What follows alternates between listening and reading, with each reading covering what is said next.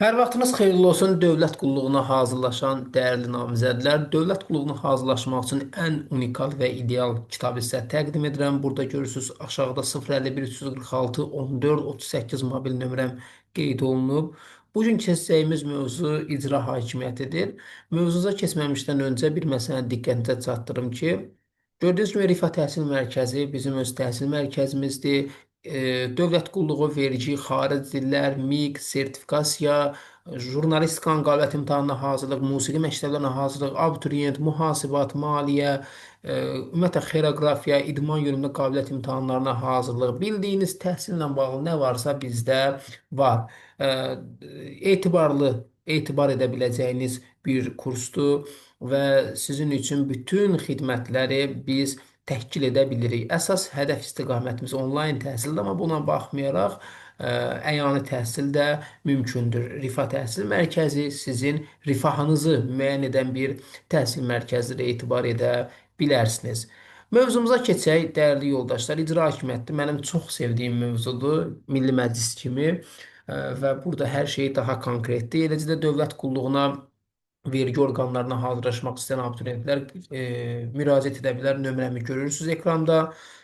Müraciət edib siz də dövlət qulluqçusu olmaq üçün ilk addımlarımızı ata bilərik. Maddə 99-dan başlayır 124-ə kimi davam edəcək yerli icra hakimiyyəti orqanlarına kimi. 99-cu maddə deyir ki, bəs Azərbaycan Respublikasında icra hakimiyyəti prezidentə mənsubdur. Mənsubdur sözünə qayıdaq. Biz qeyd etmişdik ki, konstitusiyamızda məxsusdur sözü yoxdur. Bu söz mənsubdur. Əgər məxsusdur düşsə, təbii ki, yanlışdır. Bu maddəni biz harda keçmişdik? 7-ci Azərbaycan dövləti maddəsi 7-ci maddənin 3-cü bəndində bu var idi. Eyni cümlədir bax bu cümlə. Yəni burada demək istəyir ki, prezidentə mənsubdur o demək istəyir ki, dəyərli yoldaşlar, icra hakimiyyətinə aid olan idarəetmə səlahiyyətlərinin başlıca sahibi məhz Azərbaycan Respublikasının prezidentidir. Prezidentdə namizəd olmaq üçün tələblər nədir? Azərbaycan Respublikasının ərazisində 10 ildən artıq daimi yaşamalıdır. Bax, bu daimi sözü tezdə düşməsə səhv olacaq. Yəni 10 ildən artıq daimi yaşamalıdır. Seçkilərdə iştirak etmə hüququna malik olmalıdır. Məsələn, ola bilər yaşı 18 olmayıb və yaxud da qanunla qadağan olunub ki, onun belə deyək, namizəd olması qanun qadağan eləyib, tutalım fəaliyyət qabiliyyəti məhkəmə tərəfindən təsdiq olunubsa və bu şəxslər prezident seçkilərində iştirak edə bilmirlər.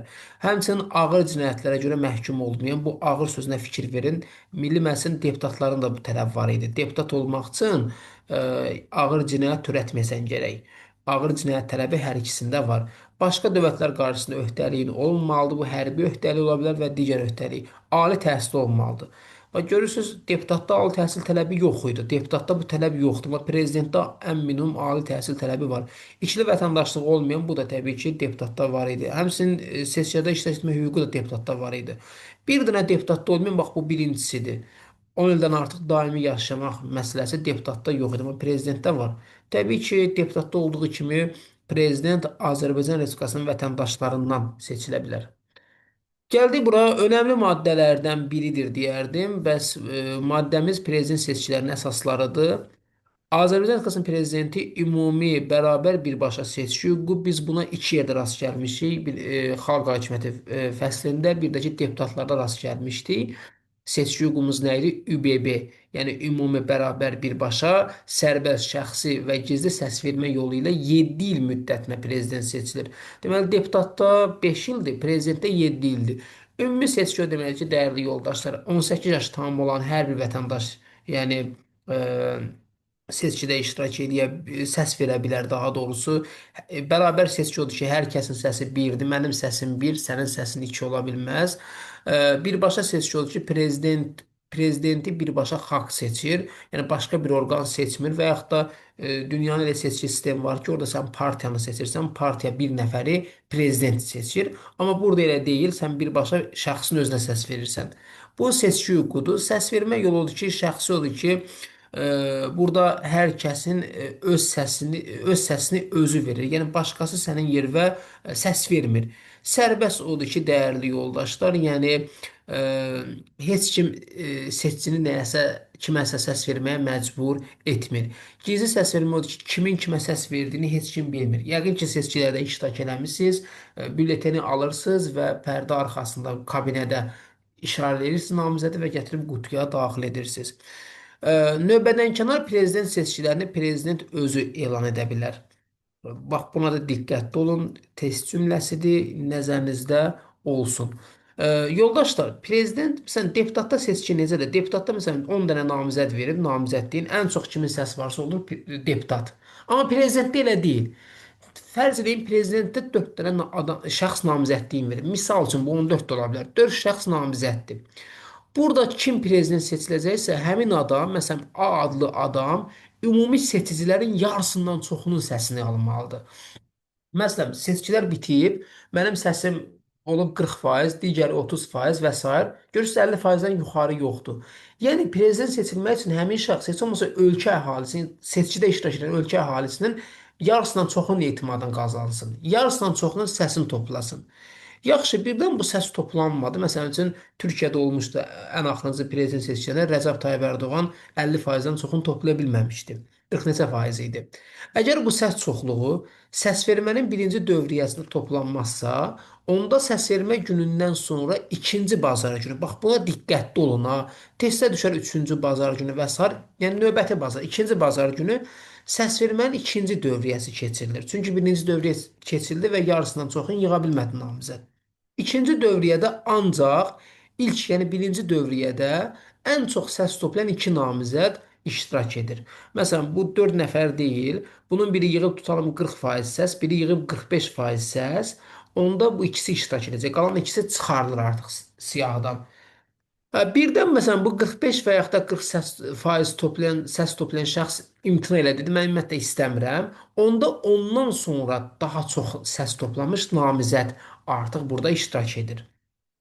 Səsvermənin ikinci dövriyyəsində artıq 50% söhbəti yoxdur. Yəni yarıdan çox söhbəti yoxdur.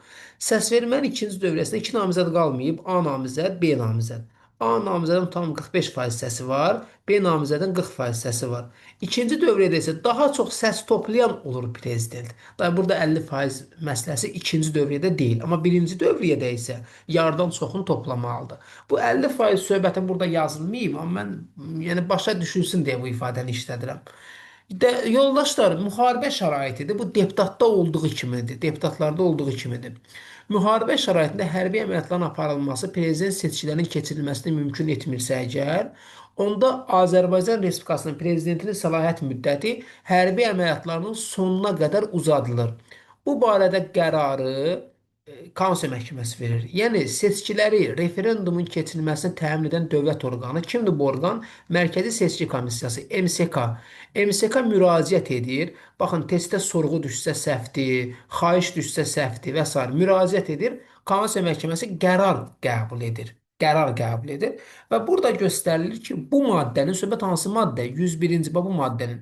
Bu maddənin tətbiqi qaydası qanunla müəyyən edilir. Məsələn, test imtahanında düşə bilər ki, aşağıdakı hansı maddənin tətbiq qaydası qanunla müəyyən edilir. Məsələn, A variantı olacaq bu.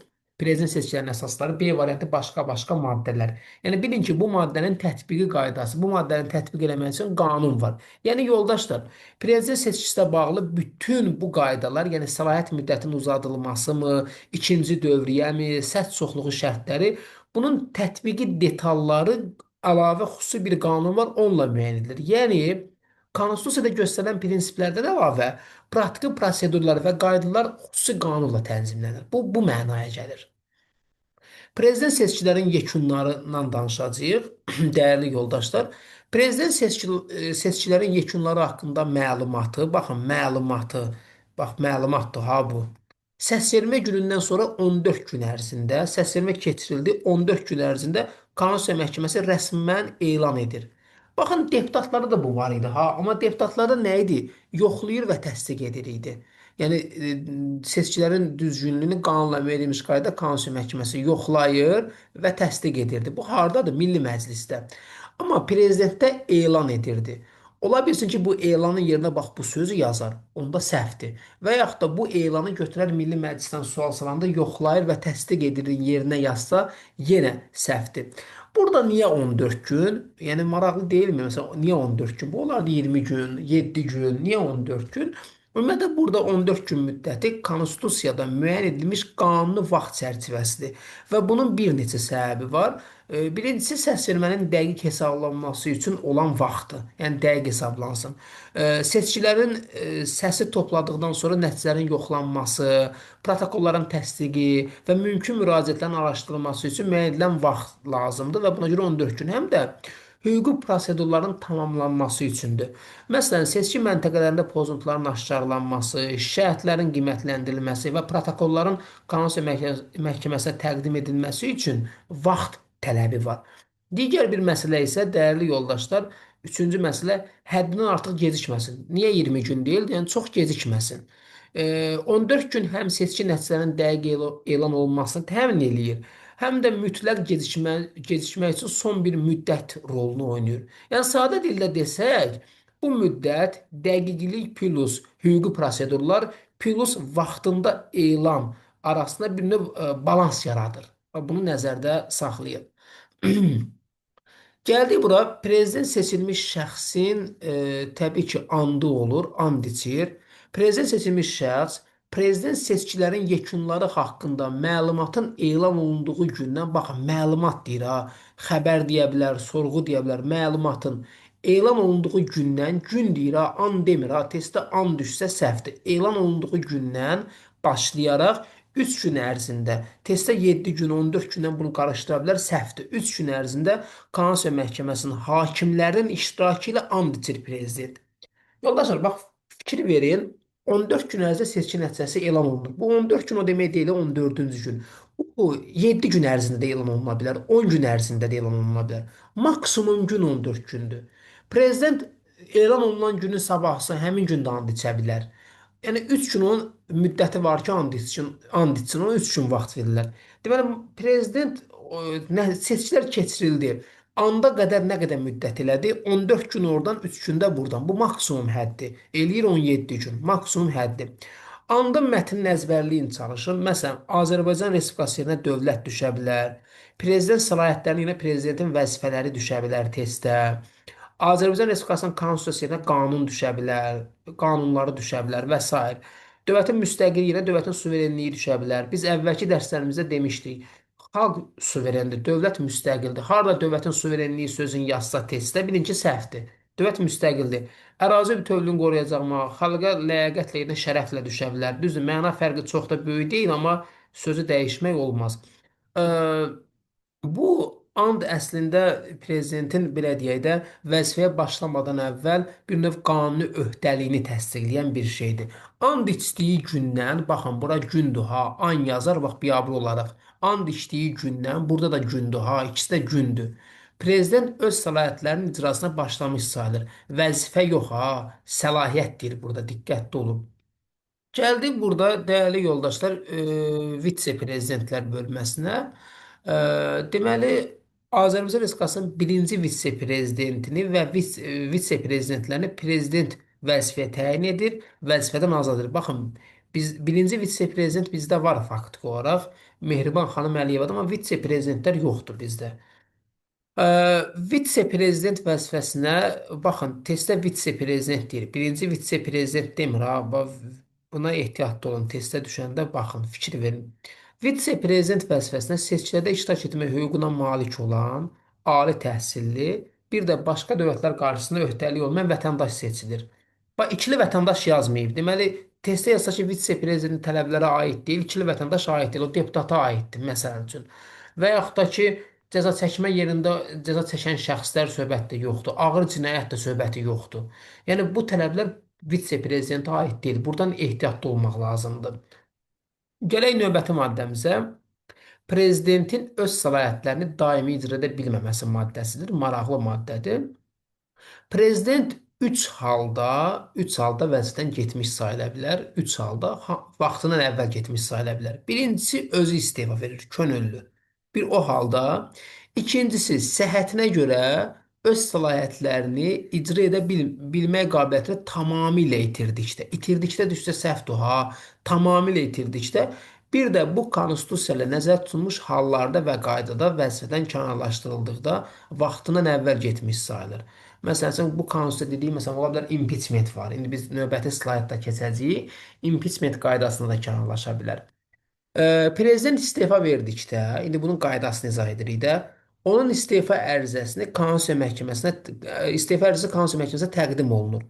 Yəni testdə kimin təqdim olunduğu göstərilmir. Məsələn, yaza bilər ki, Konstitusiya Məhkəməsinə Milli Məclis təqdim edir. Elə olsa səhvdir. Yəni kimin təqdim etdiyini biz görmürük. Onu qoyuruq kənara. Konstitusiya Məhkəməsinə təqdim olundu. İstefa ərizəsini prezidentin özünün verdiyinə əmin olduğu təqdirdə prezidentin istefasının qəbul olunması haqqında Konstitusiya Məhkəməsi qərar qəbul edir. Testdə sərəncam düşə bilər, nə bilim qanun düşə bilər. Ümumiyyətlə yazı saxlayın, qanunu Azərbaycanda iki qurum verir. Azərbaycanın Milli Məclisi, Naxçıvanın Ali Məclisi, yəni qanunvericilik hakimiyyəti verir. Qanun qəbul edir. Həmin andan aha vəzifədən gedəndə an oldu, gələndə gün oldu. Bax görürsüz burada gündür, and içdiyi gündən. Amma qərar verilən andan, bax bu anın yerinə gün yazsa batdıq da demək olar. Testin cavabı səhvdir. Həmin andan prezident istefa verdiyinə görə vəzifədən getmiş sayılır. Getmiş sayılır. Ümumiyyətlə prezident səhhətinə görə öz səlahiyyətlərini icra etmə qabiliyyətini tamamilə itirdiyi barədə məlumat veriləndə bu istefasına aid idi. Bax görürsüz istefadan danışdıq. İstefa. İndi isə səhhətinə görə. İstefada nə oldu? Konstitusiya Məhkəməsinə prezidentin istefa ərizəsi təqdim olunur. Konstitusiya Məhkəməsi əmin olur ki, bunu prezident verib, qərar qəbul edir və həmin andan vəzifədən getmiş sayılır prezident. Bu istefaya aiddir. İndi səhhətinə görə. Əgər prezident səhhətinə görə öz səlahiyyətlərini icra etmək qabiliyyətini tamamilə itirdikdə, bu barədə məlumat, bax məlumatdır, verildikdə Milli Məclis bu faktın testdə fıisilir akt salır. Bu aktın yox, bu faktın aydınlaşdırılması, testdə araşdırılması salınıb neçə dəfə. Bu araşdırılma deyil, aydınlaşdırılmadır. Aydınlaşdırılması üçün Konstitusiya Məhkəməsinə müraciət edir. Sorğu göndərir, yox, müraciət edir. Konstitusiya Məhkəməsi bu barədə qərarı hakimlərin 6 səs çoxluğu ilə qəbul edir. Ümumiyyətlə yadınızda saxlayın, Konstitusiya Məhkəməsinin 9 hakimi var. 6-sı hə deməlidir. Əgər Konstitusiya Məhkəməsi bu faktı təsdiq etməzsə, məsələ bununla bitmiş sayılır. Bax, bitmiş sayılır deyir. Nə oldu? Prezident səhhətinə görə öz səlahiyyətini icra edə bilmir, bu qabiliyyəti tamamilə itirir. Bu barədə Milli Məclis bu faktı aydınlaşdırmaq üçün Konstitusiya Məhkəməsinə müraciət edir. Konstitusiya Məhkəməsi bununla bağlı yenə qərar qəbul etməlidir. 9 hakimin 6-sı hə deməlidir. Əgər hə deməzsə, onda bu fakt yəni təsdiqini tapmır, məsələ bununla bitmiş sayılır. Yoldaşlar, prezident vəzifədən getdi, düzdürmü? Prezident vəzifədən gedəndən sonra onun səlahiyyətlərini kimsə icra eləməlidir, düzdürmü? Ölkə başsız qalmayacaq ki, icra eləməlidir. Əgər prezident vaxtına əvvəl vəzifədən gedirsə, 60 gün müddətində, yəni bu 30 gündə ola bilər, 40 da ola bilər, maksimum 60 gün növbədənkənar prezident seçkiləri keçirilir. Növbədənkənar, çünki ölkə başsız qalıb baxın. Bu halda yeni prezident seçilənə qədər, yəni hansı ki prezident seçiləcək, burada 60 günə qədər müddət var. Onda prezidentin səlahiyyətlərini birinci vitse-prezident icra edir. Birinci vitse-prezident. Əgər bu müddət ərzində, söhbət hansı müddətdən gedir? 60 gündən gedir. Prezidentin səlahiyyətlərini icra edən birinci vitse-prezident də istefa verərsə və yaxud da səhhətinə görə səlahiyyətlərini icra etmək qabiliyyətini tamamilə itirərsə, prezidentdə olduğu kimi, onda prezidentin müəyyən etdiyi ardıcıllıqlar var ki, o ardıcıllığa görə əgər birinci vitse-prezident yoxsa ölkəni vitse-prezident icra edir. Amma vitse-prezident birbaşa icra edə bilmir. Axı belə deyək də, birinci vitse-prezident də getdi axı. Nəyə görə? Ya istefa verir, ya səhhətinə görə gedir. Səhhətinə görə sağlamlığını tamamilə itirir. Buna görə gedir. Onda vitse-prezident birbaşa prezident vəzifəsini icra edə bilmir. O birinci vitse-prezident statusu alır. Avtomatik alır ha onu. Və artıq prezident səlahiyyətlərini icra edir. Əgər bu maddənin ikinci hissəsi, bu maddənin ikinci hissəsində də bax bu hissədir, görürsüz? Söhbət nədən gedir? İstefa verdikdə bir də səhhətinə görə. Baxın, burada var idi prezident vəzifədən getməsi. Bu konstitusiyada nəzərdə tutulmuş hallarda və qaydada. Bu halda prezident vəzifəsini icra eləmək qaydası başqa cürdür. Bax bu gördüyünüz bu halda. Yalnız istefa verəndə bir də səhhətinə görə səhhətinə görə icra ilə tamamilə belə deyək, vəzifəni icra etmə qabiliyyətini itirəndə bu iki halda bu ardıcıllıq olur. Yəni nəzərinizdə olsun. Deməli, bu maddənin ikinci hissəsində göstərilən səbəblərə görə testdə məqsəd düşsə səhv olacaq. Prezident səlahiyyətlərini birinci vitse-prezidentin icra etməsi mümkün olmayanda, axı vitse-prezident birinci vitse-prezident oldu axı. Onda prezidentin səlahiyyətlərini baş nazir icra edir. Yəni prezident belə ardıcıllıq müəyyən edib. Yəni məsələn testə düşsə ki, məsələn bu maddənin ikinci hissəsi yerinə düşə bilər ki, istefa verdikdə, birinci vitse-prezident istefa verdikdə və yaxud da səhhətinə görə öz səlahiyyətlərini icra etmə qabiliyyəti tamamilə itirdikdə ola bilər. Amma konstitusiyada nəzərdə tutulmuş qayda bura aid deyil. Onu bura yaza bilmərik. Baş nazir eyni məsələyə görə, yəni bu ikinci bəndə görə prezident səlahiyyətlərini baş nazir də icra edə bilmədikdə, bu mümkün olmadıqda, onda prezidentin səlahiyyətlərini Milli Məclisin sədri icra edir.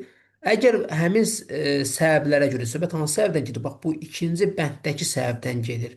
Həmin səbəblərə görə prezident səlahiyyətlərini Milli Məclisin sədri də icra edə bilmədikdə, onda Milli Məclis prezidentin səlahiyyətlərini başqalı və vəzifəli şəxs tərəfindən icrası haqqında qərar qəbul edir. Ola bilər bu hər hansı bir nazir ola bilər, yəni yüksək postu, yüksək belə deyim də şəxs ola bilər ki, müvəqqəti bu 60 gün ərzində prezident səlahiyyətlərini icra eləsin. Maraqlı dərsdir, yoxsa yox? Rəydə yazın mütləq bunu. Ümumiyyətlə maraqlı olmasın, rəydə münasibət bildirin. Prezidentin toxunulmazlığı. Deputatda necə idi? Deputatda səlahiyyət müddəti ərzində səlahiyyət müddəti şəxsiyyəti toxunulmaz idi deputatın. Şəxsiyyəti toxunulmazdı. Kimin? Deputatın. Biz burada, yəni bu gün keçəcəyimiz dərsdə görəcəyik ki, vitse-prezident də eyni vəziyyətdədir. Vitse-prezident. Həmçinin baş nazirdə də bu eyni vəziyyətdir. Bunların da deputat kimi səlahiyyət müddəti ərzində şəxsiyyəti toxunulmazdır. Amma prezidentdə isə toxunulmazlıq hüququna malikdir. Prezident isə toxunulmazlıq hüququna malikdir. Və prezidentin şərəf və ləyaqəti qanunla qorunur. Yoldaşlar, toxunulmazlıq hüququ o deməkdir ki, yəni vəzifədə olduğu müddətdə prezidentin fəaliyyəti, qərarları qanun çərçivəsində müdaxiləsi hesab olunur. Və bundan da əlavə prezidentin şərəf və ləyaqəti qanunla qorunur ki, hər hansı təhqir və ya yalan məlumatın yayılması hüquqi məsuliyyət yaratsın. Bu prezidentin dövlət rəhbəri kimi nüfuzunu, səlahiyyətlərini qorumaq üçün nəzərdə tutulmuş deyərdim ki, bir müddəadır. Gəldik bura, vitse-prezidentin toxunulmazlığına dediyim kimi deputatda eynidir. Səlahiyyət müddəti ərzində şəxsiyyət toxunulmazlığı deputatda da belədir, baş nazirdə də belədir. Vitse-prezident deputata necəsə elə cinayət başına yaxalama hallarından başqa tutula bilməz, cinayət məsuliyyətinə cəlb edilə bilməz, onun barəsində məhkəmə qaydasında inzibati tənbeh, testdə tək tənbeh düşsə səhvdir və yaxud da cinayət tənbehi misal üçün düşsə səhvdir. İnzibat tənbeh tədbirləri tətbiq edilə bilməz, axtarışa məruz qala bilməz, şəxsi müayinə edilə bilməz. Hə, vitse-prezident cinayət başında yaxalanırsa tutula bilər. Belə olduqda onu tutan orqan bu barədə yenə də dərhal Respublikanın baş prokuroruna xəbər verməlidir. Məlumat düşsə səhvdir. Deputatda da belə idi. Deputatın toxunulmazlığına kim xitam verirdi? Milli Məclisdə xitam verilirdi. Amma ə, baş nazirdə və vitse-prezidentdə isə toxunulmazlığa deputatda olduğu kimi baş prokuror təqdimat göndərir, amma vitse-prezidentlə baş nazirdə toxunulmazlığa prezident xitam verir. Niyə? Çünki bu iki subyekti baş nazirlə vitse-prezidenti vəzifə gətirən prezidentdir. Amma deputatı isə xalq seçisinə görə o Milli Məclisə tabedir. Orada prezident xitam verə bilməz. Çünki prezident xitam versə, onda qanunverici hakimiyyət qoluna bir növ qarışır. Axı biz demişdik axı, qanunvericilik hakimiyyət qolları qarşılıq fəaliyyət göstərir. Amma özlərinin müstəqilliyi var. Bir hakimiyyət qolu digərinə işinə qarışa bilmir. Gəldik prezidentin vəzifədən kənarlaşdırılması. Buna başqa qaydada impeachment qaydası deyirlər. Prezident kənarlaşdırma təşəbbüsü o halda baş verir ki, ağır cinayət törətsin. Əgər prezident ağır cinayət törədirsə, bu zaman hə, bu vəzifədən kənarlaşdırıla bilər. Bununla bağlı Konstitusiya Məhkəməsi təşəbbüslə çıxış edir. Yəni ağır cinayət törədildiyi halda bizdə görürsüz ki, kənarlaşdırılma çoxpilləli ciddi hüquqi bir prosedurla baş verir. Yəni Konstitusiya Məhkəməsi ilkin addımı atır, təşəbbüslə irəli çıxış edir. 30 gün ərzində Ali Məhkəmədən rəy alınır. Konstitusiya Məhkəməsinin təşəbbüsü plus bu rəy üst-üstə qoyulur, sənəd halında göndərilir Milli Məclisə. Göndərildimi Milli Məclisə? Milli Məclisin deputatlarının 95-i, yəni 125-dən 95-i buna hə deməlidir. Yəni hə, bu cinayətdir, bunu təsdiqləməlidirlər. Əgər yoldaşlar Ə, bu qərar əsasında bu 95-i hədiyyəndən sonra bununla bağlı qərar verilir. Bu qərar əsasında prezident vəzifəsindən kənarlaşdırıla bilər. Amma bu qərarlar Konstitusiya Məhkəməsinin sədri tərəfindən imzalanmalıdır. Yəni Konstitusiya Məhkəməsinin sədri sonunda bunu imzalamalıdır. İmzalamasa belə iş tamam olunmur. Çünki təşəbbüsü irəli sürən Konstitusiya Məhkəməsidir və sonda sədr bunu imzalamalıdır. Konstitusiya Məhkəməsi həmin qərarı bir həftə ərzində, yəni tərəfdar çıxmazsa, imzalamazsa, onda qərar qüvvəyə minməyəcək. Prezidentin vəzifədən kənarlaşdırılması haqqında qərar Konstitusiya Məhkəməsi Milli Məclisə müraciət etdiyi gündən başlayaraq 2 ay ərzində qəbul edilməlidir. Deməli, təşəbbüs irəli sürdü, Ali Məhkəmənin 30 gün ərzində rəyini aldı. Rəylə təşəbbüsü üst-üstə qoyur, göndərilir Milli Məclisə. Milli Məclisə ki, o sənəd gəlib çatdı. 2 ay ərzində Milli Məclis qərar qəbul eləməlidir.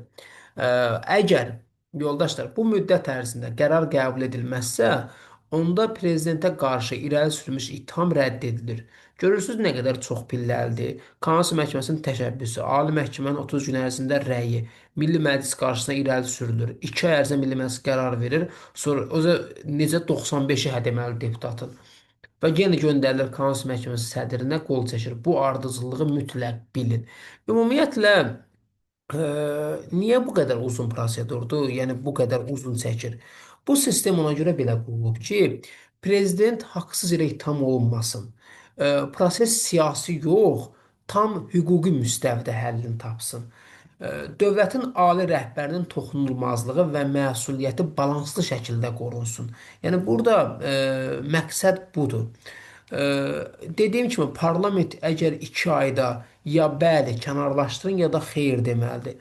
Heç bir qərar qəbul olunmazsa və yaxud da sonda Konstitusiya Məhkəməsi sədri qol çəkməzsə, onda bu ittiham əsassız hesab olunur. Gəldik prezidentin elə bu iki maddəni mən özüm birləşdirmişəm. Vitse-prezidentin, prezidentin təminat məsələlərin 108 və 108 üstü bir ikisi də yenidir. Prezidentin və birinci vitse-prezidentin, eləcə də bunların ailə üzvləri dövlət hesabına təmin edilir. Həmçinin bunları qorumaq üçün Azərbaycan prezidenti və onun ailəsinin təhlükəsizliyinin xüsusi mühafizə xidmətləri təmin edir. Yoldaşlar, burada bu təminata nə daxildir? Yaşayış, nəqliyyat, tibb xidməti, digər xidməti təminatlar, yəni zəruri olan dövlət təminatları bunlara pulsuz verilir. E, Və fikir verin, bu vitse-prezidenti də bu formadadır. Əvvəllər prezident seçilmiş şəxsin təminat qaydaları isə Konstitusiya qanunu ilə müəyyən edilir. Yəni əvvəllər bununla bağlı Konstitusiya qanununda var idi bu məsələlər. Burada prezidentin səlahiyyətlərini görürsüz. Mən prezidentin səlahiyyətlərin düzdür bir-bir yəni izahına ehtiyac yoxdur, amma fikir verin. Baxın, görürsüz sonuna fikir verin. Burada təyin edir. Neyinir? Milli Məclis seçkiləri təyin edir.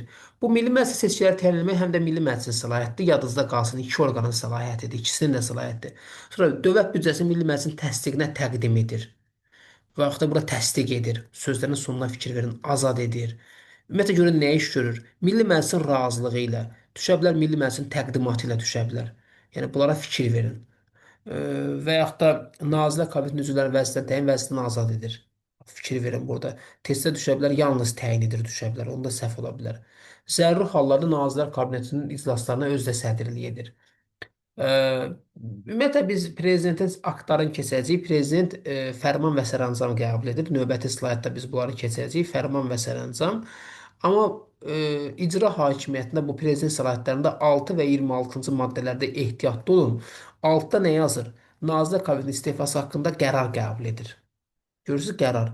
Bir də 26-cı bəndi axtaraq. Burada vətəndaşların müddətli hərbi xidmətə çağırılması və müddətli hərbi xidmətdə olan hərbi qulluqçuların ehtiyata buraxılması haqqında da yenə qərarlar qəbul edir. Yəni 6-26-cı bəndlərdə qərardır. Sən testdə birdən sərəncam düşə bilər, fərman düşə bilər. Yəni artıq bu testin cavabının səhv olması deməkdir. Yenə deyirəm, bax bura fikir verin. Bax bu görürsüz elan edir. Nə burada başqa elan yerinə başqa şey yaza bilər. Sizi çaşdırmaq üçün. Buna ehtiyatlı olmaq lazımdır. Və səlahiyyətləri çalışın maksimum dərəcədə şuurlu şəkildə e, bilin, öyrənin. Gəldik qanunların imzalanması məsələsinə, dəyərli yoldaşlar. Dedik ki, biraz əvvələ qayıdaq. Milli Məclis qanunu deputatların səs çoxluğu ilə qəbul edirlər. Göndərir prezidentə 14 gün ərzində prezidentə imzalamaq üçün göndərirlər. Təcili isə 24 saat ərzində. Prezident isə qanunlar ona təqdim olunmuş gündən başlayaraq 56 gün ərzində imzalamalıdır. 56 gün ərzində. Qanunlar Azərbaycan Respublikası prezidentinin etirazını doğruldarsa, yəni etiraz eləyərsə, bir növ veto qoymaq hüququ düzdürmü? O qanunu imzalamır, öz etirazları ilə birlikdə göstərilən müddət ərzində, hansı müddət 56 gündən söhbət gedir. Göstərilən müddət ərzində Milli Məclisə geri qaytarır. Yəni veto qoyur da. Konstitusiya qanunları deyilən bir şey var, yəni qanunlardan üstündür. Onlar 95 səs çoxluğu ilə qəbul olunur, yeri gəlmişsə konstitusiya qanunları. Konstitusiya qanunları belə bir şeydir ki, prezident etiraz eləsə, qüvvəyə minmir. Yəni konstitusiya qanunları prezident tərəfindən imzalanmazsa qüvvəyə minmir. Amma digər qanunlar ki var ha, digər qanunlar prezidentə göndərilirsə, prezident onu imzalamırsa, onlar əslində qüvvəyə minə bilər. Necə? Biz bilirik ki, Konstitusiyada 3 dənə qanun var ki, 3 dənə qanun. Söhbət qərardan getmir. Milli Məclisin səlahiyyətlərindən biz danışmırıq, qanunlardan danışırıq. 3 qanun var ki, bunlar 83 səs çoxluğu ilə. İndi biz bunu 94-cü maddə Milli Məclisin müəyyən etdiyi ümumi qaydalarda keçmişdik. Hansılardır? Referendum, prezident seçkiləri, Milli Məclisə seçkilər və deputatların statusu. Bax bu 3 dənə bənd ki var, bunlar 83 ilə qəbul olunurdu. Qalan qanunlar 63 ilə qəbul olunur. Qalan qanunlar. İndi prezidentə məsələn referendum haqqında qanunu göndəriblər. Referendum haqqında qanun göndərilib prezidentə fərz eləyin. Bu neçə səs çoxluğunun, 83 səs çoxluğundan qəbul olunan qanundur. Əgər 83 səs çoxluğu ilə qəbul olunan qanun prezidentə gedibsə və prezident bunu imzalamırsa, Milli Məclisə qayıdırsa, bu Milli Məclisə yenidən səs verməyə qoyulur. 83 səs çoxluğu toplayan qanun Milli Məclisə 95 səs yığarsa, eləcə də 63 səs çoxluğu toplayan qanun Milli Məclisdə 83 səs çoxluğu yığarsa, artıq prezidentə getmədən ikinci dəfə qüvvəyə minir. Amma bundan az yığarsa, məsələn 83 səs çoxluğu toplayan qanun yığıb 94 misal üçün, onda qüvvəyə minməyəcək. 63 səs çoxluğu toplayan qanun yığıb məsəl üçün 80, yenə qüvvəyə minməyəcək. 63 səs çoxluğu tələb olunan qanun 83 səs çoxluğu toplayarsa, 93 səs çoxluğu tələb olunan qanun 95 səs yığarsa, onda prezidentə getmədən ikinci dəfə birbaşa qüvvəyə minir. Gəldik burada dövlətlərarası və hökumətlərarası beynəlxalq müqavilələri bağlamaq hüququnun verilməsi yoldaşlar. Prezident dövlətlərarası dövlət odur ki, məsələn, bizlə Rusiya arasında. Hökumət odur ki, məsələn, bizim Təhsil Nazirliyi ilə Balqaristanın Təhsil Nazirliyi. Dövlətlərarası və hökumətlərarası beynəlxalq müqavilələri bağlamaq hüququnu bilirsiniz kimə verir? Bu hüquq birinci prezidentin özünə aiddir. Prezidentin bu hüququ var. Bunu vitse-prezidentə verə bilər. Nazirlər Kabinetinin üzvlərinə verə bilər. Nazirlər Kabinetinin üzvləri kimlərdir? Nazirlər, bax bizim bildiyimiz nazirlər, nazirliyə bərabər olan digər mərkəzi icra hakimiyyət orqanları, yəni nazirliyə bərabər olan komitələr, xidmətlər, agentliklər, idarə, məsələn, Milli Arxiv İdarəsi, komitə, məsələn, Ailə, Qadın və Uşaq Problemləri Dövlət Komitəsi, bir də xidmətlər, məsələn, Dövlət Sərhəd Xidməti. Bir də bu şəxslərə, bunlara verə bilər. Həmçinin prezidentin müəyyən etdiyi digər şəxslərə verə bilər. Ola bilər hər hansısa bir deputat dövlətlərarası hər hansı bir məsələnin müzakirəsinə göndərilir. Onda prezident müqavilə imzalamaq şərti varsa və yaxud da ehtiyacı varsa, prezident o şəxsə müvəqqəti bu hüququn verə bilər ki, çünki o müqaviləni imzalasın. Burada yoldaşlar, əsas prinsip nədir? Əsas prinsip odur ki, prezident dövlətlərarası və hökumətlərarası beynəlxalq müqavilələri bağlamaq hüququna malik olsa da, bu hüququn başqasına verə bilər. dediyim kimi bu şəxslərə, ekranda görürüz, bu şəxslərə verə bilər. Amma bu o deməkdir ki, prezident delegasiya eləyir burada. Yəni bu hüququ verir. Amma son qərar məsuliyyət prezidentin üzərində qalır. Gəldik hərbi vəziyyət elan edilməsi. Bax, burada maddənin adı hərbi vəziyyətin elan edilməsidir. Fövqəladə vəziyyətin tətbiq edilməsidir. Bax, burada elan deyil, görürsünüzmü? Hansı halda hərbi vəziyyət elan oluna bilər, dəyərli yoldaşlar? Hərbi vəziyyət o halda elan oluna bilər ki, Azərbaycan Respublikasının ərazisinin müəyyən hissəsi faktiki işğal olunarsa, xarici dövlət və yaxud da dövlətlər Azərbaycan Respublikasına müharibə elan edərsə, Azərbaycan Respublikasına qarşı real silahlı hücum təhlükəsi yaranarsa, Azərbaycan Respublikasının ərazisi blokadaya alınarsa, habelə blokada üçün real təhlükə varsa, onda prezident həm Azərbaycan Respublikasının bütün ərazisində, yəni bütün ölkə, həm də ayrı-ayrı yerlərində hərbi vəziyyət elan edə bilər. Ə, Həmişə normalda Milli Məclis qanunu göndərirdi ki, prezidentə imzalamaq üçün. Bu dəfə vəziyyət dəyişir. Yəni bu barədə fərman 24 saat ərzində qəbul edilmək üçün Milli Məclisin təsdiqinə verilir. Yəni əksinə həmişə prezidentə göndərir, bu da prezident göndərir. Həmçinin yoldaşlar, fövqəladə vəziyyətdə də bu eyni vəziyyətdir. Yəni yenə də fövqəladə vəziyyət tətbiq etmək üçün prezidentə göndərir eyni qaydada prezident göndərir Milli Məclisə daha doğrusu eyni qaydada. Yoldaşlar, həm bu hərbi vəziyyət, həm də fövqəladə vəziyyət belədir ki, burada prezident ölkənin təhlükəsizliyini qorumaq üçün ani və çevik tədbir görmək səlahiyyətinə malikdir. Lakin bu qərar Milli Məclisin təsdiqi ilə qanuni qüvvəyə minə bilər. Beləliklə, həm sürətli, həm də qanuni bir qərar olmuş olur. Fövqəladə vəziyyət nə zaman olur? Təbii fəlakət, məsələn, zəlzələ, daşqın filan, epidemiya, məsələn, xəstəlik filan, epizootiya. Epidemiya, epizootiyanın fərqi var. Zoo heyvanlar arasında yayılan xəstəlikdir. Epidemiya isə, məsələn, dabaq xəstəliyi kütləvi hal aldı. Onda fövqəladə vəziyyət tətbiq oluna bilər. Epidemiya isə adətən insanlar arasında olan xəstəlikdir. Böyük ekoloji və başqa qəzalar baş verərsə, habelə Azərbaycan Respublikasının ərazi bütövlüyünün pozulmasına, dövlətə qarşı qiyam, dövlət çevrilişinə yönələn hərəkətlər edilərsə, zorakılıqla müşayiət olunan kütləvi ixtişaşlar yaranarsa, vətəndaşların həyatı və təhlükəsizliyi yaxud dövlət təsisatlarının normal fəaliyyəti üçün qorxu törədən digər münaqişələr meydana gələrsə, onda prezident fövqəladə vəziyyətin tətbiqi ilə bağlı fərman imzalaya bilər və həmin fərmanda göndərilir Milli Məclisə ki, orada təsdiqini tapsın. Baxın, hərbi vəziyyəti nə demişdik? Respublikamızın bütün ərazilərində və ayrı-ayrı yerlərində. Amma fövqəladə vəziyyət ancaq və ancaq ayrı-ayrı yerlərdə ola bilər. Bütün sözü burada yoxdur. Yəni Respublikanın bütün ərazisində fövqəladə vəziyyət verilmir. Ancaq ayrı-ayrı yerlərinə tətbiq olunur. Deməli, gəldik prezidentin aktları ən önəmli maddələrdən biridir. Prezident ümumi qayda müəyyən eləyərsə, fərman, başqa məsələlər barəsində isə sərəncam verir. Fərman, məsələn, qanunların icrasını təhkil eləmək və yaxud da dövlət siyasətini həyata keçirmək üçün əsas sənəd hesab olunur. Sərəncam isə prezidentin digər konkret məsələlərə dair tez və operativ qərarların formasında olur. Məsələn, fövqəladə tədbirlər, təyinatlar, xüsusi əməliyyatlar və s. Gəlin bunu daha praktik izah edeyim. Tutalım, Elm və Təhsil Nazirliyi yaranırsa ölkədə, Elm və Təhsil Nazirliyi, yəni qurum yaranır da, düzdürmü, nazirliyi. Bununla bağlı prezident fərman verir. Yəni önəmli məsələdir, köklü məsələdir. Amma ona nazir təyin edir. Elm və Təhsil Nazirinə nazir təyin olunur. Nazir təyin olunanda isə sərəncam verir. Yəni fərqlər bu qədər aydındır. Nazir daim dəyişkəndir, amma qurum həmişə qalır. Yəni fərman geniş ümumi və uzun müddətli qaydalar üçündür.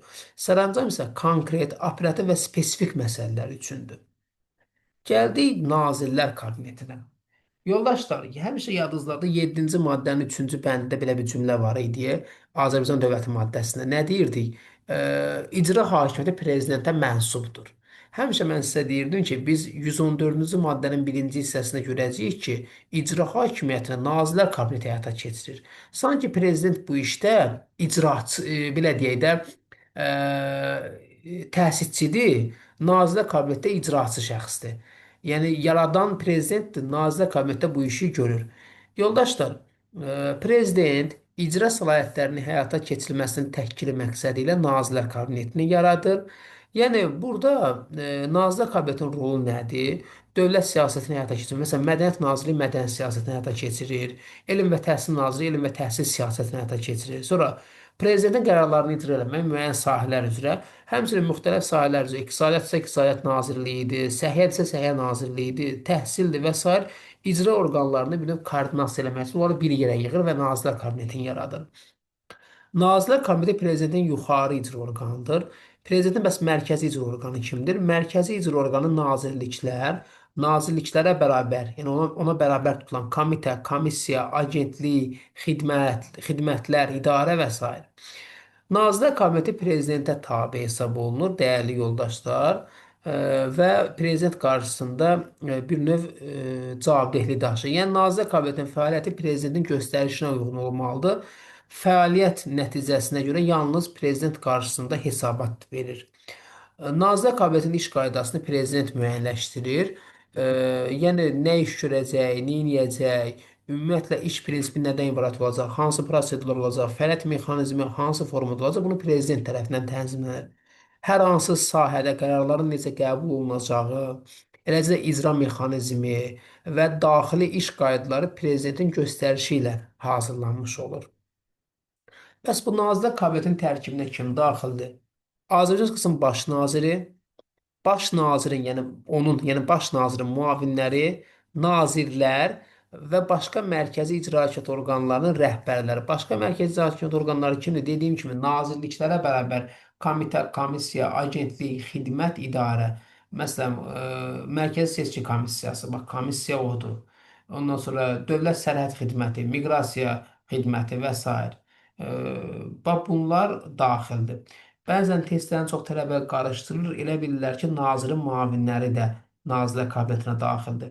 Nazirin müavinləri Nazirlər Kabinetinə daxil deyil. Nazirlər Kabinetinin istefası. Nazirlər Kabineti, belə deyim də, yoldaşlar, yeni seçilmiş prezident vəzifəsini tutduğu və səlahiyyətlərini icra etməyə başladığı gün Nazirlər Kabineti istefa ərizəsini yazır və bununla da Nazirlər Kabineti istefa verir. Niyə? Çünki yeni prezident öz komandası ilə işləyə bilsin deyə. Həmçinin prezident istədiyi şəxsi baş nazir və digər nazir, digər mərkəzi orqanların rəhbəri təyin edə bilər. Yəni prezident dəyişirsə, mövcud Nazirlər Kabineti istefa verməlidir və prezident öz seçdiyi yeni kabinetlə, yeni komanda ilə artıq işləməyə başlayacaq. Yoldaşlar, gəldik digər bir önəmli məsələ Nazirlər Kabinetinin iclasları. Nazirlər Kabinetinin iclaslarına bir qayda olaraq baş nazir sədrlik edir. Bir qayda olaraq görürsünüzsə cavab baş nazirdir. Axı biz 109-cu maddədə prezidentin səlahiyyətlərinə keçmişdik axı zəruri hallarda. Zəruri hallardadırsa prezident sədrlik edir. Yəni bir qayda olaraq normalda baş nazir sədr, zəruri hallarda prezident. Bir dənə yadınıza gəlir, o prezident müharibə vaxtı demişdi. Harda deyil Məmməd Yarov? Dedi onlayn işdir, nə bilim necə. Bax o zəruri hal idi, müharibə vəziyyəti idi. Onunla Nazirlər Kabinetinin iclasına bir növ prezident özü birbaşa belə deyim də sədrlik edirdi ki, məsələlər öz yerini tapsın. Yəni yoldaşlar, baş nazir özü iclası idarə edir. Gündəlik müəyyən edir, amma qərarların müzakirəsində təhkil edə bilir. Prezident iclaslara birbaşa sədrlik eləmir, amma yenə də göstəriş və rəhbərlik hüququ var. Amma zəruri hallarda bəli, sədrlik də edir. Baş nazirin vəzifəyə təyin edilməsi qaydası var. Ümumiyyətlə baş naziri Milli Məclisin razılığı ilə prezident təyin edə bilir, təyin edir vəzifəyə. Baş nazir vəzifəsinə namizədlik haqqında təklifi, bax testdə qərar düşə bilər, müraciət düşə bilər. Təklifi prezident ya öz vəzifələrinin iclasına başladığı gündən bir ay müddətinə, ya da Nazirlər Kabinetinin istefa verdiyi gündən 2 həftə müddətindən gec olmayaraq Milli Məclisin müzakirəsinə təqdim edir. Biz başa düşmədik. Burada anlaşılmayan bir məsələ var. Prezident zaten vəzifəsinin icrasına başlayırsa, Nazirlər Kabineti istefa verməlidir. Necə olur? Burada bir ay, burada 2 həftə var. Bu nə deməkdir? Yəni prezident seçilir, seçilirsə artıq seçildiyi müddətə and içir, vəzifəsinin icrasına başlayır. Və bir aydan gec olmayaraq kimisə baş nazir olmaq üçün Milli Məclisin təqdimatına göndərir. Bir də burada qeyd olunur ki, və ya odur ki, ya belə, ya elə. Nazirlər Kabineti istefa verdiyi gündən 2 həftə müddətində. Bu nədir? İndi bizdə bu pratika olmayıb, amma başqa ölkələrdə var. Məsələn, gün sabah dursun Nazirlər Kabineti desin ki, biz işimizi bacarmırıq, biz istefa veririk. Hə, o halda artıq 2 həftə müddətinə yeni baş naziri Milli Məclisə təqdim edir. Bu onu deyir. Yoldaşlar, Azərbaycan Respublikası Milli Məclisi Azərbaycan Respublikasının baş naziri vəzifəsinə namizədliyi haqqında qərarı həmin namizədliyin təqdim edildiyi gündən bir həftədən gec olmayaraq Milli Məclis bunu təsdiqləməlidir. Bir həftədən gec olmayaraq, bir həftədən. Göstərilən qayda pozularsa, hansı qayda, yəni bir həftəni keçərsə və ya prezidentin təqdim etdiyi namizədlərin baş nazir vəzifəsinə təyin olunmasına 3 dəfə razılıq verilməzsə, prezident baş naziri Milli Məclisin razılığı olmadan təyin edir. 3 dəfə namizəd göndərir və 3-ünə də Milli Məclis yox deyir. Bu zaman prezident artıq özü təyin edir. Dəyərli yoldaşlar, burada gördüyünüz Nazirlər Kabinetinin səlahiyyətləridir. Əsas məsələ nədir burada? İcrasını təmin edir, nə bilim, maliyyə və kredi pul siyasəti keçməsini təmin edir. Nazirliklərə və digər mərkəzi orqanlarına rəhbərlik edir, onların haqlarını ləğv edir. Nazirlər Kabinetindən söhbət gedir. Sən nazirliklər necə rəhbərlik edir? Tam Elm və Təhsil Naziri Nazirlər Kabinetinin üzvü sayılır. Deməli, o Elm və Təhsil Nazirliyinin rəhbərlik edir. Ümumiyyətlə, yəni büdcənin hazırlanması, təqdim etməsi, bunlar üçün təmin, təqdim, bunlara fikir verin. Bunu qarışdırmayın. Və Azərbaycan Respublikası prezidentinin onların səlahiyyətinə aid edilən digər məsələləri həll edir Nazirlər Kabineti. Bu da onların bir növ vəzifəsini görürsüz. Nazirlər Kabinetinin. Yoldaşlar, gəldik Nazirlər Kabinetinin aktlarından danışırıq. Nazirlər Kabineti ümumi qayda müəyyən edirsə, qərar verir. Başqa məsələlər üzrə sərəncam qəbul edir. Ümumi qayda məsələn nə ola bilər? Müəyyən sahədə fəaliyyətin necə təşkil olunacağı, idarəetmə prinsipləri və prosedurları ilə bağlı. Sərəncamlar isə prezidentdə olduğu kimi daha konkret, daha operativ məsələlər üçün qəbul olunur. Məsələn, müəyyən tapşırıqların icrası, şəxsi təyinatlar, gündəlik fəaliyyətlə bağlı olan bir növ məsələlər hesab olunur. Yəni qərar daha genişdir burada Nazirlər Kabinetində və ümumi qaydalar üçündür. Sərəncam isə konkret və operativ məsələlər üçün olan bir şeydir. Nazirlər Kabinetinin qərar və sərəncamlarında başqa qayda nəzərdə tutulmayıbsa, onlar dərc edildiyi gündən qüvvəyə. Bu prezidentə də aiddir, Milli Məclisə də aiddir. Qərar ümumiyyətlə qərardır, qanundur, fərmandır, sərəncamdır. Dərc olunduğu gündən qüvvəyə minər. Amma əgər başqa qayda nəzərdə tutulubsa, məsələn, başqa qaydada tam vergi haqqında bir qanun qəbul olunur, deyirlər ki, yanvarın 1-dən qüvvəyə minəcək. Aha, yəni onda artıq o vaxt bu hesab olunacaq. Amma dərc edilmə nədir? Əvvəl dövlət qəzetlərində dərc olunurdu. Elə indi dövlət qəzetlərində, məsələn, Xalq qəzetində falan dərc olunur. Həmçinin e-qanun saytda dərc olunur. Elə həmin gündən artıq həmin qanun qüvvəyə minir. Gəldik Nazirlər Kabinetinin üzvlüyünə namizəd olmaq istəyənlərə tələblər. Nazirlər Kabinetinin üzvlüyü nədir? Məsələn, nazir olmaq üçün, baş nazir olmaq üçün, ondan sonra baş nazirin müavini olmaq üçün, digər mərkəzi icraçı orqanların rəhbəri olmaq üçün həmin şəxsi, məsələn, elm və təhsil olmaq üçün ali təhsilin olmalıdır, şərtdir, minimum tələbdir. Bundan əlavə seçkilərdə iştirak etmə hüququn olmalıdır. Yəni yaşın 18-dən yuxarı olmalıdır və digər məsələlər. Başqa dövlətlər qarşısında öhdəliyin olmalıdır. Azərbaycan Respublikasının vətəndaşı olmalısan. Deməli belə çıxır ki, ağır cinayət düşsə olar, problem deyil. Yəni ağır cinayətə məhkum olmuş şəxs, yəni nazir olması mümkündürmü? Tezdə düşsə biz buna bəli yazmalıyıq. Çünki yoxdur burada. Və yaxud da ki, ikili vətəndaşlığı olan nazir ola bilərmi? Biz buna da bəli yazacağıq. Çünki burada tələblərdə yoxdur. Yəni testdə məsələn düşə bilər ki, Nazirlər Kabinetinin üzvlərinin üzvlüyünə namizədə dair tələblərə aid deyil. Məsələn, ağır cinayətə görə məhkum olmuş şəxs, hə, onda biz bunu götürməyəcəyik. Çünki tələbə aid deyil axı. Yəni tələbə aid deyilsə, yəni bunu düz kimi götürürük. Gəldik Nazirlər Kabinetinin üzvlərinə. Bu hələ nazir olmayıb, bu komitə rəhbəri olmayıb. Bu isə olandan sonra, yəni üzv olandan sonra tələb nədir? Baş nazir, baş nazirin müavini, nazirlər və digər mərkəzi icraçı orqanların rəhbərləri heç bir başqa seçkili və təyinatlı və ya təyinatlı vəzifə tuta bilməz, deputatda olduğu kimidir. Elmi pedaqoji yaradıcılıqla məşğul ola bilərlər. Ondan başqa heç bir sahibkarlıq, kommersiya, digər ödənişli fəaliyyətə məşğul ola bilməzlər. Bu da eyni ilə deputatda olduğu kimidir. Vəzifə maaşı ala bilərlər, habelə elmi pedaqoji yaradıcılıqdan pul ala bilərlər, bunlardan başqa məvacib ala bilməzlər. Baş nazirin toxunulmazlığı eynilə deputatla vitse-prezidentdə olduğu kimidir. Səlahiyyət müddəti ərzində baş nazirin səlahiyyət müddəti bir yerdə düşməlidir. Toxunulmazdır. Baş naziri cinayət başında yaxalanma hallarından başqa tutula bilməz, cinayət məsuliyyətinə cəlb edilə bilməz, onun barəsində məhkəmə qaydasında inzibat tənbeh tədbirləri tətbiq edilə bilməz, axtarışa məruz qala bilməz, şəxsi müayinə oluna bilməz. Eynilə deputat və vitse-prezidentdə olduğu kimi. Baş nazir cinayət başında yaxalanarsa tutula bilər. Belə olduqda onu tutan orqan bu barədə dərhal baş prokurora xəbər verir. Xəbərdir, məlumat deyil. Deməli, yoldaşlar, deputatın toxunulmazlığına tam verirdi kim? Milli Məclis. Amma vitse-prezidentlə baş nazirin toxunulmazlığına prezident xitam verir. Gəldi yerlərdə icra hakimiyyəti orqanları, sizin bildiyiniz o icra başçılarıdır. Deməli, dəyərli yoldaşlar, yerlərdə icra hakimiyyəti orqanlarını, yəni yerli icra hakimiyyəti orqanları, yerli icra hakimiyyəti orqanlarının başçıları həyata keçirirlər daha doğrusu. İcra hakimiyyətinin başçıları prezident vəzifəyə təyin edir onları. Prezident də bunları azad edir. Bir dənə Naxçıvandan başqa, onu biz Naxçıvan Muxtar Respublikasında keçmişdik. Naxçıvan Muxtar Respublikasında da prezident təyin edir. Amma orada bir təqdimat məsələsi var.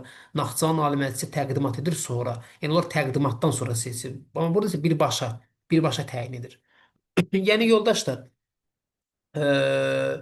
burada və yeri gəlmişkən yerli icra hakimiyyətlərinin səlahiyyətlərini prezident müəyyən edir. Yəni yerli icra hakimiyyəti orqanlarının rəhbərləri birbaşa prezidentin səlahiyyətində hesab olunur. Prezident istədiyi vaxt başçını dəyişdirə bilər və ya yeni başçı təyin edə bilər. Onlar prezident qarşısına cavabdehdir. Onların göstərişini yerinə yetirir. Burada digər bir məsələ isə prezident qərar verir ki, yerli icra başçıları, yerli icra hakimiyyəti hansı sahələrdə necə fəaliyyət göstərsin. Bu yerlərdə bir növ dövlət siyasətinin prezidentin göstərişi əsasında həyata keçirilməsini təmin edir. Yəni yalnız prezidentin müəyyən etdiyi çərçivədə bunlar fəaliyyət göstərirlər. Deməli, icra hakimiyyətini bir də sayaq. Başda kim dayanır? Prezident. Yuxarıda, yəni yuxarı icra hakimiyyəti orqanı kimdir? Nazirlər Kabineti. Mərkəzi icra hakimiyyəti orqanları kimdir? Nazirliklər. Nazirliklərə bərabər olan komitə, komissiya, xidmət, agentlik, idarə. Bir də sonda gəlir yerli icra hakimiyyəti orqanları. Bax, bu formada bölünürlər. Belə dəyərli yoldaşlar, qanunverici dərslərimizə yazılmaq üçün qoşula bilərsiniz və mükəmməl formada dərslərimizə davam edə bilərik. Suallarınız, sizi düşünürəm, maraqlı məqamlar olarsa, rəy bölməsinə yazın, cavablandıracağam. Özünüzə yaxşı baxın, özünüzü qoruyun. Növbəti video dərsdə görüşmək ümidi ilə.